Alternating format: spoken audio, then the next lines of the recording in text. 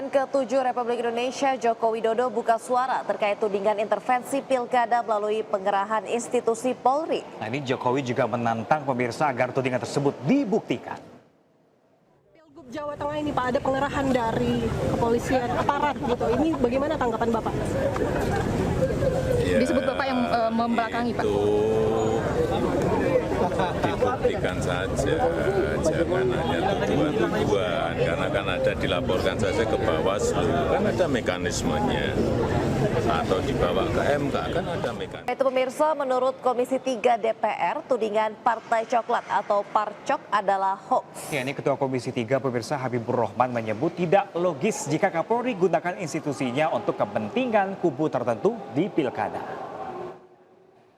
Apa yang disampaikan oleh segelintir orang terkait Parcok dan lain sebagainya itu kami kategorikan sebagai hoax, ya.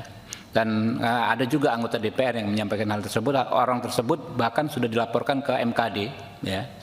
Karena kami juga anggota MKD, ya. Orang tersebut sudah dilaporkan ke MKD. Kami ingin meminta keterangan beliau apa yang menjadi bukti, ya, apa yang menjadi dasar juga disampaikannya tuduhan tersebut. Namanya pilkada ini tidak hanya antar dua kubu, ya.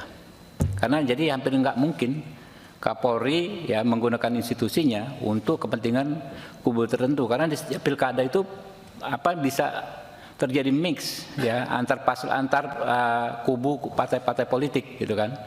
Di provinsi A misalnya partai A berkoalisi dengan partai B. Di provinsi lainnya berseberangan, ya. Jadi secara logika nggak logis, ya. Dan kami minta sesama teman-teman anggota DPR, walaupun kita bebas berpendapat, tapi harus didasarkan pada bukti-bukti yang kuat, jangan hanya narasi-narasi, karena ini justrulah yang akan bisa menjadi. Pemirsa, Sekjen PDI Perjuangan Hasto Kristianto menuding ada pihak yang mengerahkan institusi Polri untuk melakukan intervensi di Pilkada serentak 2024. Kita memperbaiki demokrasi sebelum seluruh bangsa ini crash bagaikan pesawat terbang yang dipimpin oleh seorang kapten yang hanya mengedepankan suatu janji-janji yang sifatnya populis.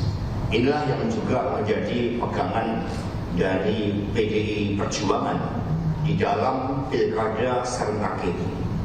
Ketika kami mempersoalkan tentang fenomena Partai Coklat, fenomena bagaimana Jokowi terus digerakkan oleh ambisi-ambisi kekuasaan demi kepentingan keluarga dan pribadi, dan kemudian membuat suatu norma-norma baru sehingga kepolisian Republik Indonesia yang seharusnya mengabdi kepada merah putih, loyal kepada Presiden Prabowo Subianto, di dalam praktek banyak disalahgunakan untuk kepentingan politik praktis.